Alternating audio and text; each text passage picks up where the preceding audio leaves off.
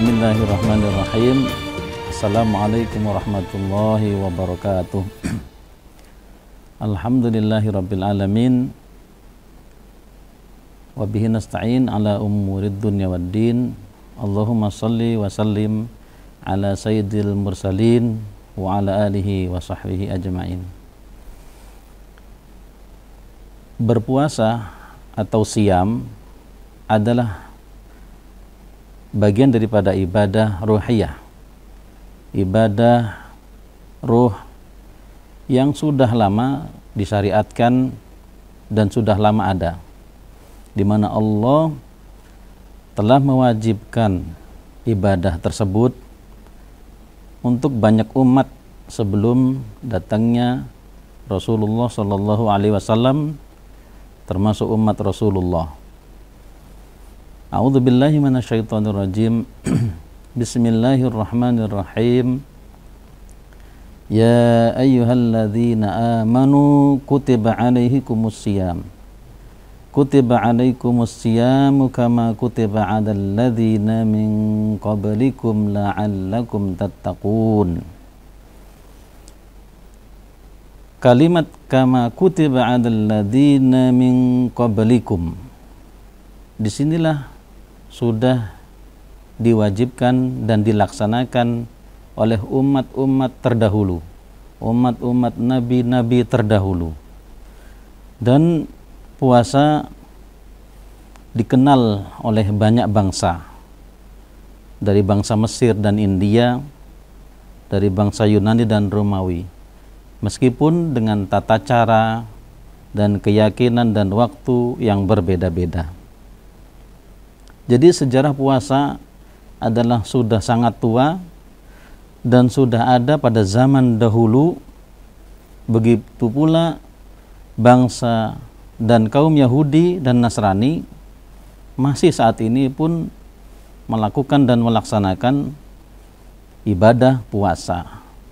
Dan memang telah nyata bahwa mereka masih berpuasa sebagaimana nabi-nabi terdahulu, di antaranya Nabi Musa alaihissalam, Nabi Isa alaihissalam, juga Hawariyun, pengikut Nabi Isa alaihissalam.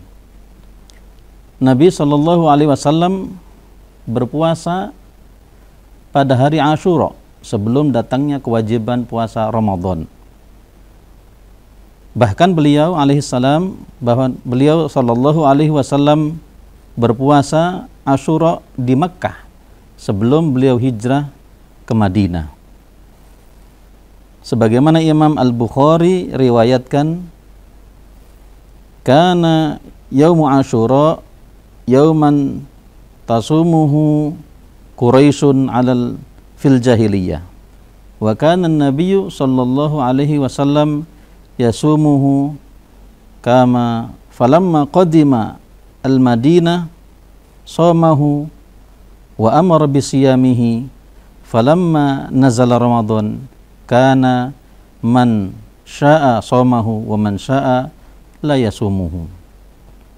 Dahulu Ashura, di mana kaum Quraisy berpuasa padanya di masa jahiliyah. Rasulullah berpuasa hari Ashura dan Rasulullah datang ke Madinah, beliau juga masih berpuasa Ashura dan memerintahkan orang-orang untuk berpuasa ketika turunnya wajib puasa Ramadan. Maka beliau berkata, barang siapa yang mau maka ia boleh berpuasa, dan barang siapa yang tidak maka boleh juga untuk tidak berpuasa. Hadis riwayat Bukhari. Pada tahun kedua Hijrah, pada malam kedua dari Sya'ban, Allah Azza wa Jalla mewajibkan puasa pada kaum muslimin. Kutiba alaikumus siyam, diwajibkan atas kalian untuk berpuasa, mengindikasikan bahwa puasa jenis apapun tidak diwajibkan atau disunnahkan, hanya puasa Ramadan. Dari Muawiyah radhiyallahu anhu, ia juga berkata, beliau mendengar Rasulullah sallallahu alaihi wasallam bersabda, ini adalah hari Asyura, sedangkan Allah tidak mewajibkan atas kalian untuk berpuasa. Namun aku berpuasa pada hari Asyura. Dan Syekh Saleh Fauzan, beliau juga mengatakan puasa adalah suatu kewajiban atas semua umat meski berbeda cara dan waktunya. Dari Sa'ad bin Jubair, beliau berkata, puasa orang sebelum kita dari gelapnya malam hingga malam selanjutnya, sebagaimana pada permulaan Islam. Dan berpuasa lebih baik bagimu jika engkau mengetahui. Faman syahida minkumus syahra falyasum. Karena itu barang siapa di antara kamu hadir di negeri tempat tinggalnya di bulan itu, maka hendaklah ia berpuasa pada bulan itu. Dan hikmah dari kondisi tersebut adalah adanya tahapan tadarruj berangsur-angsur dan tidak seketika langsung diwajibkan puasa selama 30 hari. Karena pengalaman puasa sebelumnya berbeda jumlah dan berbeda tata caranya. Meskipun itu adalah sunnah dan tidak wajib bagi umat Rasulullah Sallallahu Alaihi Wasallam. Puasa Ramadan diwajibkan pada tahun kedua Hijrah. Dan beliau Sallallahu Alaihi Wasallam berpuasa selama 9 kali Ramadan.